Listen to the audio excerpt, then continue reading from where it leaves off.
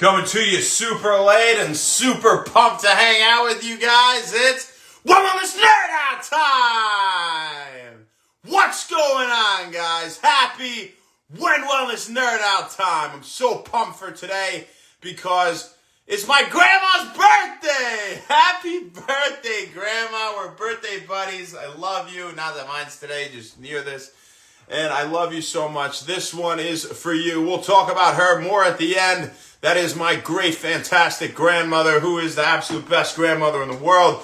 But as for now, let's talk about vitamin B12 because it's one of the most important and best B vitamins in the world. So let's get into it without further ado. Thank you guys for tuning in. We'll get to you in a second here. So when we talk about vitamin B12, well, vitamin B12 is also known as cobalamin. As I straighten the camera, it was a little crooked. Is also known as cobalamin is B12, and it gets its name cobalamin because it contains the element cobalt. So interesting fun fact there. Now, if we ingest vitamin B12, and we'll talk about the sources in a little bit that we can get it from, but when we ingest B12, it should be said that it is not in its active form right away. It first has to be digested, absorbed through the intestines, and then converted into its active form, methylcobalamin, to have its beneficial effects on the human body. So when you see it in supplements, the reason I mention that is because, well, one, tomorrow we'll talk more about deficiency, things that could go wrong with not getting this super important B vitamin, and one route we'll kind of talk about is with intrinsic factor, B12 absorption. We'll talk about a lack thereof with pernicious anemia, things that could cause that, and that whole pathway and things that are going on. And that's why I wanted to mention how, we have to absorb it first through the intestines, and then it's converted to methylcobalamin in its active form. Right now, two, if you see methylcobalamin or cobalamin in a supplement, well, you know that it's B12, baby. So there you go. All right. When we talk about foods we could get it from, which we'll talk about in a little bit, well, really none of them are plant sources, and it's for that reason that people who are vegetarians, people who are vegans, are at a very high risk for vitamin B12 deficiency, and so they, more than anyone just about, along with the elderly, much of the time, need to supplement with a good amount of vitamin B12 because they're probably not getting it through the diet, right? At least those vegetarians and vegans. So if you are in that demographic, please keep that in mind for your own health.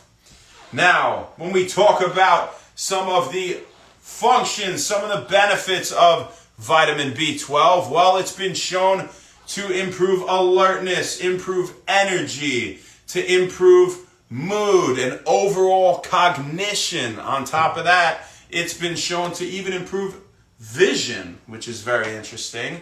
It's been shown to reduce pain and anxiety, and it may even be able to help with insomnia.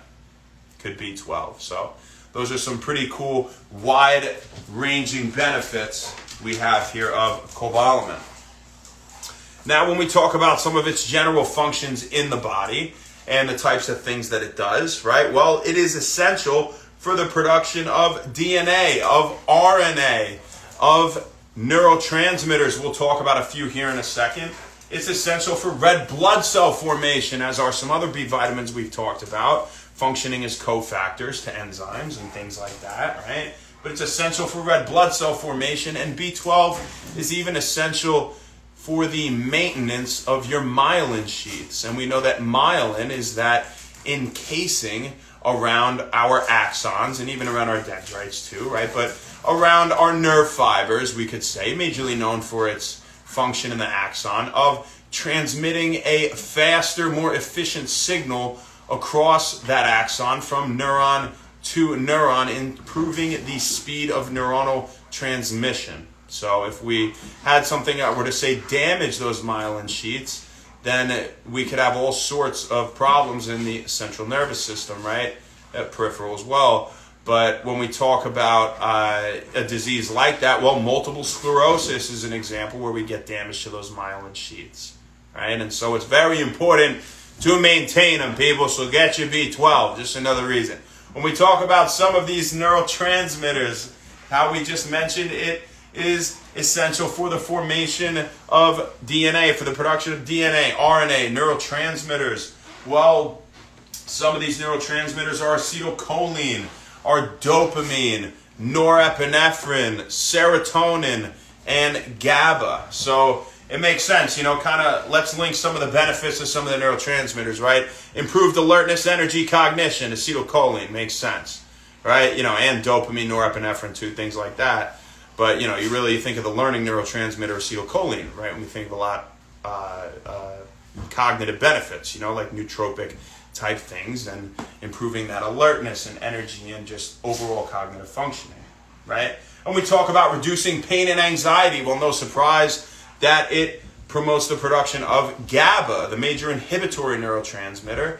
And so that can kind of help you relax a little bit more, right? So that makes sense there, right? Things like that. Improve mood. Well, serotonin, the happy neurotransmitter, right? So all of it comes together, people. And here at When Wellness, we want to help show you how it could be so simple to come together, right? You don't got to just memorize all these crazy facts separate from each other independently. It all ties together. Now, and it should always make sense, or at least we didn't talk about it properly if it didn't make sense. Now, when we talk about the dosage, when we talk about the dosage of B12, well, you've got 2.4 micrograms being the RDA, or recommended dietary allowance for adults. That's 2.4 micrograms. However, if you want to lower your homocysteine levels, it's been shown that taking 100 micrograms of B12 per day, that's 100 micrograms, so a lot more than that RDA. But again, we're still in micrograms, people, right? Not milligrams, micrograms. 100 micrograms of B12 a day has been shown to lower homocysteine levels. And we know that homocysteine is involved, high homocysteine levels at least I should say, is not a good thing, right? Because high homocysteine levels can contribute to ubiquitous inflammation, leading to neurodegenerative diseases, at least making you more likely to get them, like Parkinson's and Alzheimer's disease, for example. High homocysteine levels also increase your risk for building up plaques. And if we have building up more plaques, well, then we're at an increased risk for what? Things like heart attack and stroke, of course, all right? So to keep those homocysteine levels low, is a very important thing, at least, in moderation, to moderate them and not let them get too high.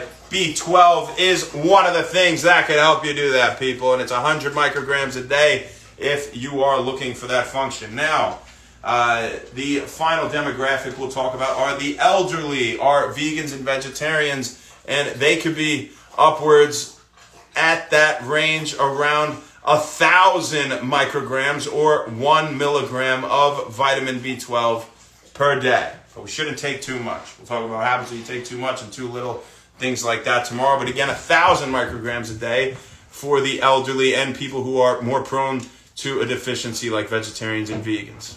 All right?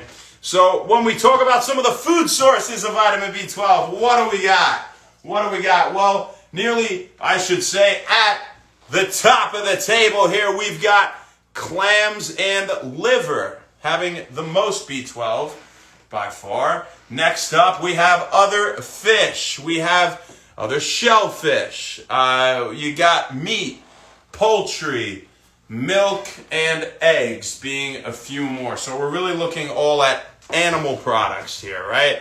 Either animals or their byproducts, things that they produce, all right? So keep this in mind, you guys. I want to really drive it home if you're vegan or vegetarian to get your B12. Who do we got here today? Dominique Armenio. What's up, girl? How you doing? Thanks for hopping on. Montica, what's happening? Thanks for hopping in. Natty, happy birthday, Grandma's right. What's up, PD? I'm going to see you tomorrow. I'm so excited. Mike Miller, what up, cuz? That's right, Grandma's getting the shout out. I hope she's watching this. So, I don't know if you are, Grandma, but we're going to talk about you for a second here, because this is your day, not just in real life. Of course, it's your day in real life. It's your birthday. You're still healthy. You're having fun all the time, playing Rummikub, you're doing good things, you're functioning well, and it makes me so happy to know that, and so happy to see that all the time. And I'll see you real soon. I'm very excited to see you soon at Mike's wedding, baby. We're gonna have a great time there, 100%. I promise you that much. And when I think of my grandma, because I talked to you on the phone today, and I told you everything. We talked, but I wanna say something a little different on here that comes from the heart when I think of you. So when I think of my grandma, I think of when I used to go to your house, Grandma, that you had in Virginia Beach. The first one that I remember, it was like a log cabin house, almost in the woods, is kind of how I always envisioned it as a kid. And when we would go there and go in there and hanging out, and I would look so forward to the awesome breakfast that you would make in the morning. It was worth getting up early. I was a young gun then, so I didn't mind getting up early in the morning. I was excited to have the eggs and pancakes or whatever you were going to make. Because when Grandma makes it, she makes it best. I mean, you don't know what secret ingredients she's putting in there, but it was just absolutely fantastic every time I had it. And I had so many great times there. I remember rolling up on that road where the driveway curved like this, and around that tree in the front. I could just picture it all in my head right now. And I got this feeling of excitement, and that I was on vacation, and I was just going to have the best weekend, or however long we were going to be there, when we were rolling up to the house. And I'm very thankful to have you in my life. I wouldn't be here if it wasn't for you.